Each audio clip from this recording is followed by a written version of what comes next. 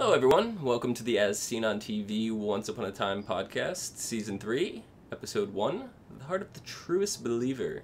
I'm your host, Dom Greco, and with me is my co-host, Umikins. Hello.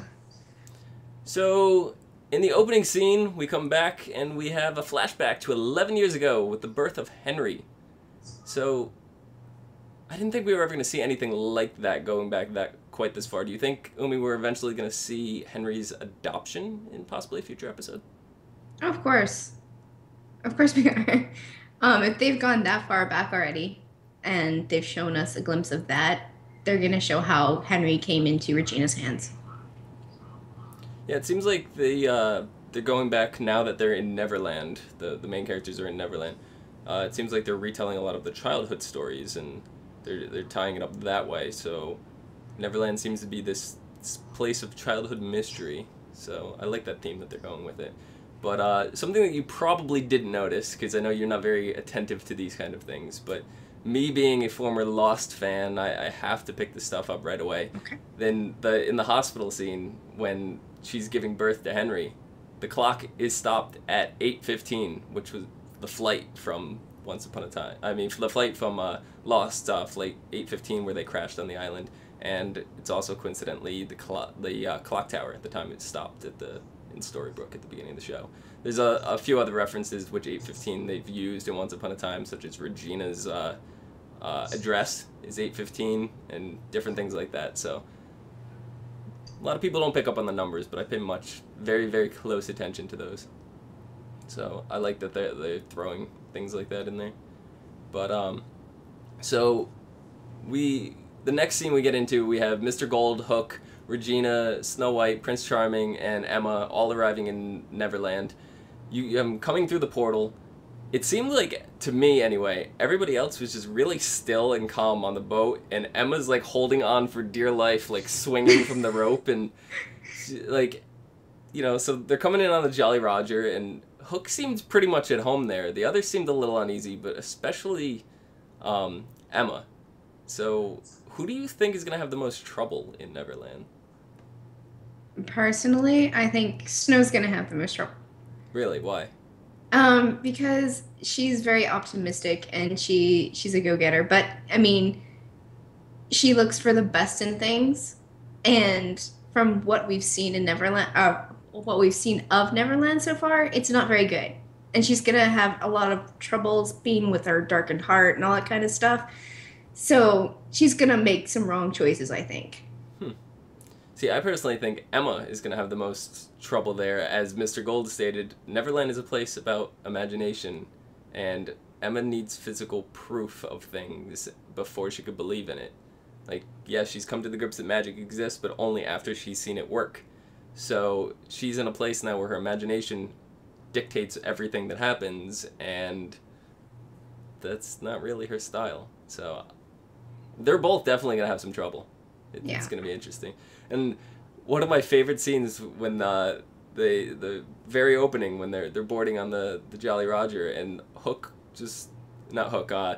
Gold walks in, and he just like changes costumes. He goes into the leather suit that he had from one of the previous episodes where we saw him in Neverland, and it's just his crocodile uniform. And even Prince Charming commented on, did we really need an attire change? Like, I don't know. It's kind of funny.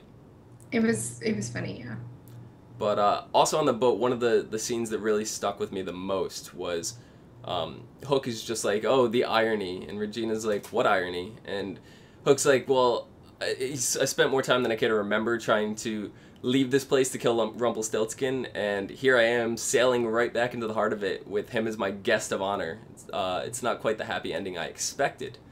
And Regina was like, well, villains don't get happy endings. Do you believe that? And Hook is like, I hope not, or else we wasted our lives. It seemed like extreme foreshadowing for some sort of redemption story.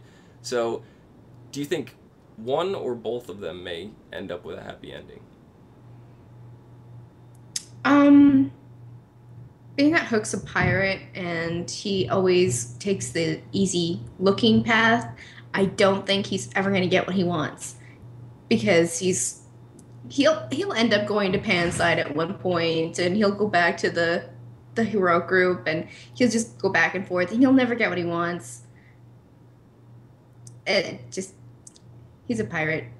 I'd love to see, and I'm hoping we see some more Hook backstory, because that character is just extremely interesting. I think this is the perfect time to do it, so everything's just kind of lining up. But I also saw a little bit of chemistry between Hook and Regina, so do you think something might be going on there? Maybe because they're both there for themselves. It's possible. They're not there for other people. Yeah, more Hook. I agree. He's a very good-looking man. Like Daniel the stable boy? No, not like Daniel. No. Umi loves Daniel. I don't love Daniel. Anyway, inside joke.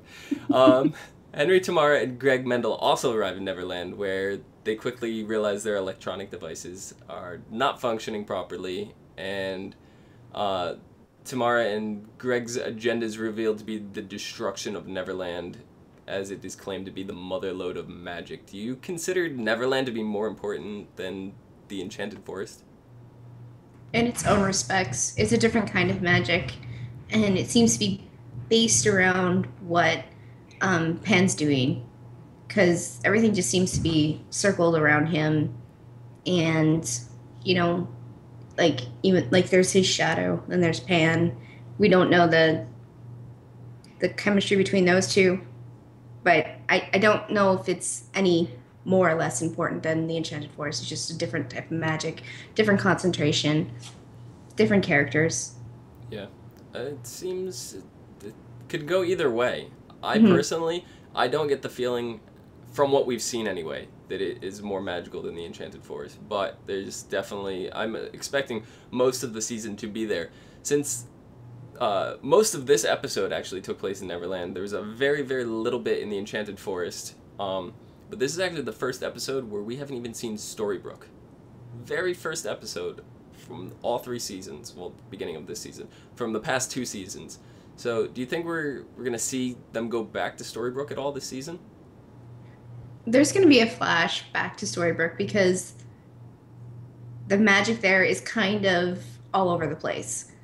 So they're going to go back and they're going to show how the remaining characters, probably Belle and some of the dwarves, they're going to show you how they're dealing with the changes and possibly try to there's probably still trying to figure out how to get back to the Enchanted Forest because they were the group that really wanted to go back. That's true. I could definitely see that. So, also while in Neverland, we meet up with the Lost Boys, who reveal that Peter Pan was the brains behind the plan to destroy magic, and Henry kind of questions why, and they reveal that they don't actually want to destroy magic. They kill Greg with Pan's shadow. Tamara's injured. Henry flees. How much of this did you expect the Lost Boys to be? Like, did you expect them to be quite like this based on their fairy tale counterparts, or like their Once Upon a Time definitely has their own twist on everything. So were you expecting this out of the Lost Boys? Out of the Lost Boys, no. I didn't expect this twist at all because everything I've read about Peter Pan is that he's the nicest kid you could ever imagine, and everyone wants to be with him, and the Lost Boys are his gang, and they're good and happy, and Hook's the big bad guy, but no. So for the Lost Boys to be the ones behind all the negativity on Neverland, it's kind of like I wasn't expecting that at all. Yeah, it's definitely an interesting twist, because you always see Hook as the big bad guy, and now he almost seems like the good guy compared to Peter Pan and the Lost Boys. So it's a very, very different shift, and I like the way they twist things like that. So very, very interesting, but shortly after that scene, Henry meets up with Renegade Lost Boy, and he's later revealed to be Peter Pan, which just before the show aired, I want to, for the record, just note, I called it. Before the show even aired, I called this. Umi was like, maybe, I don't know. As soon as I text her immediately, I was like, ha, ha, ha, ha, ha. and she just didn't even want to respond to me. She knew I was right. She did mention on Twitter, and she said I was right, and That you were lucky. yeah, I was lucky. One of the few times. But we'll see. We'll see as the show goes on. We'll see how many times I'm right. We'll keep a tally, running tally. Okay. So, also in the line of things that are kind of twisted in fairy tale world, we had mermaids attacking the Jolly Roger as they're trying to sail up to the island. And they kind of went more with the classic Peter Pan mermaid story here, where the mermaids are loyal to Peter Pan.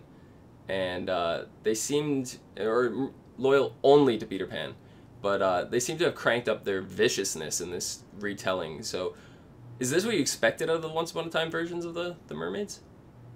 They could have went either way. I mean, it makes more sense now that we know that Pan's the negative side of everything. For them to be vicious, for them to be outright mean.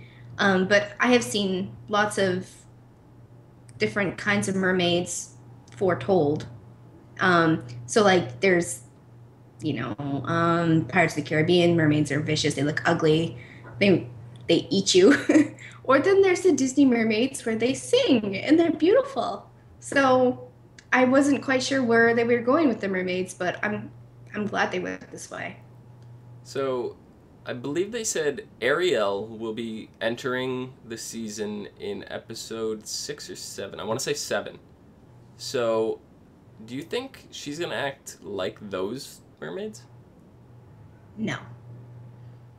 No. She's one of those characters that's always portrayed as a good person, no matter where you read her. She's not the typical mermaid. She does things on her own. She's her own spirit. She's independent. So I think she's playing it off. Like, if you read back into some of her lore, she wants to get away from her society because she feels tied down. And I think in that society, in Peter Pan's mermaid group, it's going to be the same way. She doesn't want to be like them. She wants to be out on her own. So I think she's going to end up helping them. So you think she's going to stick closer to the traditional Disney telling of The Little Mermaid? I didn't say Disney, but yeah. Well, this is a Disney show. It's on ABC. It's owned by Disney, so yeah. Okay. So we also have the magic beans. They're revealed in this episode that they are a portal to... They open a portal to wherever you're thinking about. So Neil, aka Balefire, who we saw last season fall through the portal at the hand of Tamara after being shot, he now wakes up in the Enchanted Forest. So he's greeted by Mulan, Aurora, and Prince Philip. Other than reminding us that Aurora had the ability to possibly link together with Emma and or Henry in the dream world, they seemed a little out of place and useless. Did that come across that way to you? Other than them being there to help Balefire kind of recuperate and recover from his gunshot and the portal traveling.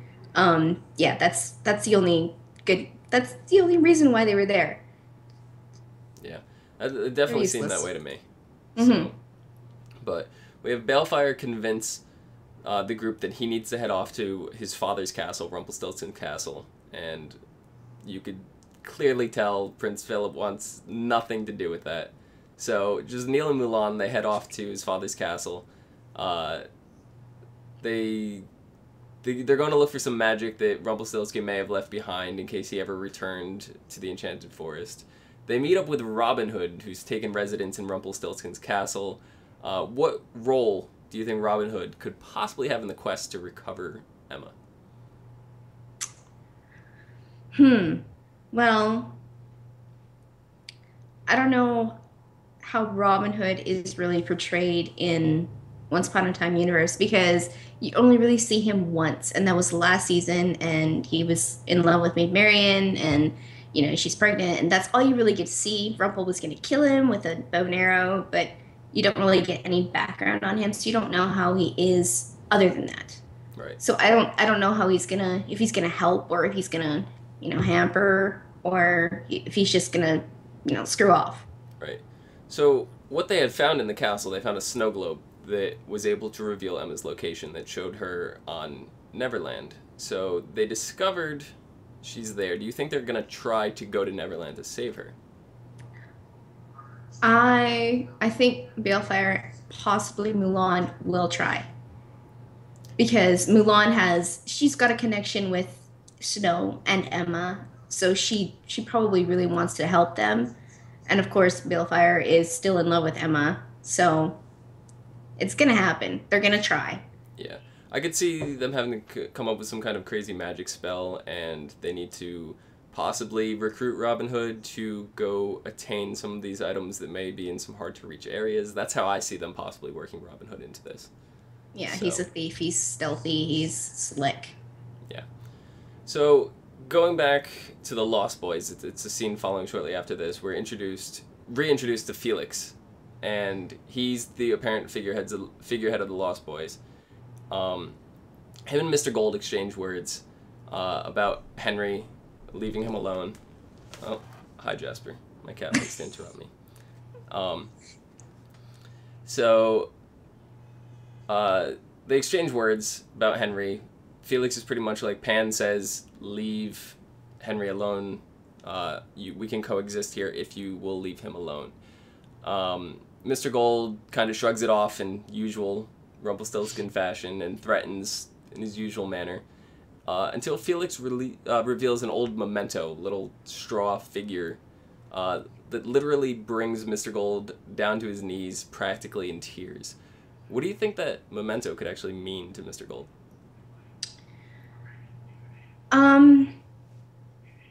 The only thing I could think of is that it was once Balefire's because it's old and, it just seems like it comes from when he was a kid because they really didn't have toys then.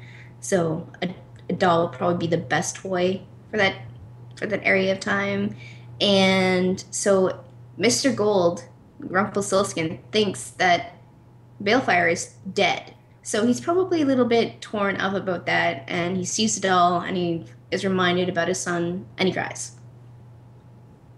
Definitely possible, or maybe it could possibly be a memory from his last time on Neverland, or something to do with his wife that he murdered in Neverland.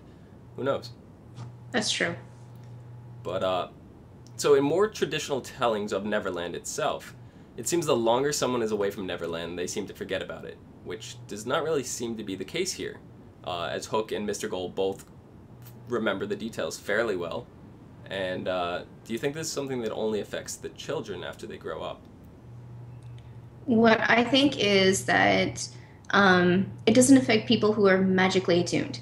So, Balefire, Mr. Gold, they're already been living in a magical world, so they already have like an immunity to it.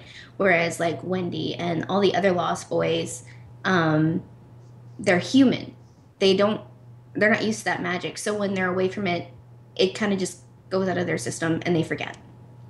Because we've already seen Neverland kind of has the same aging effect that it does in traditional tellings, that you don't age on Neverland, as we saw Felix is not aged at all since Balefire was there as a little boy when he was stowing away on Hook's ship back in flashbacks for season 2. So it seems that aspect is intact, so I would assume the memory thing is also intact as well. But we have Pan's shadow now, which, well, I know when I had brought up to you earlier, before we had watched the episode, and I had the theory that the renegade lost boy was Peter Pan. One of the things you mentioned is we'll have to watch for his shadow to see if he has one or not, and that was something I actually paid a lot of attention to. And he actually did have a visible shadow running through the woods. You could see it clearly on the ground and between the trees and a few other scenes. But we still saw the shadow entity rip Greg apart in the very beginning.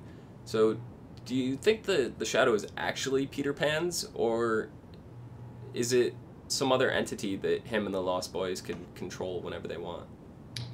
I think it is still connected to Peter Pan. It's just that he can control whether it's on him or not and what it does. So if he wants to use it to rip somebody's shadow off, he just says, go do it. Hmm. It leaves him without a shadow, but you don't see Peter Pan until they're in the forest after the shadow scene. So they could have came back together at that point. Don't you think Henry would have noticed?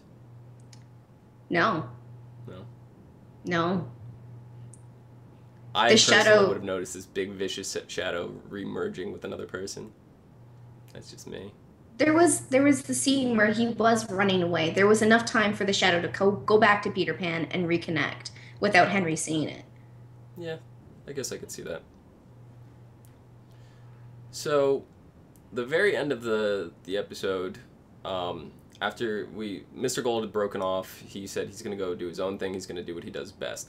So that leaves Prince Charming, Snow White, Emma, Hook, and Regina, aka the Evil Queen, stuck together, and they kind of need to band together, almost Avengers style, and they each have to work together. Something Emma is stressing more than anything.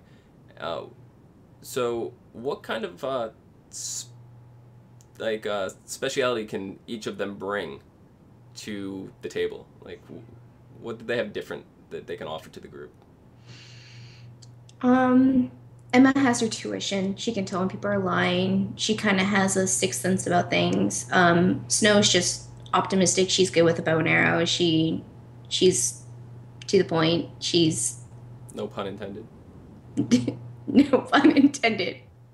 Um, David or Charming, he's very strong and he has good swordplay skills. So there is that. And then Regina, of course, she's an evil witch. She She's got throws magic. fire. She Yep. throws fire. As you Come saw on. with the mermaid, she just turned a mermaid into wood. Yep, she can just do anything she wants. And Hook is just slinky. He can get in and out of things. He's got good knowledge of Wonderland, Neverland. Yes.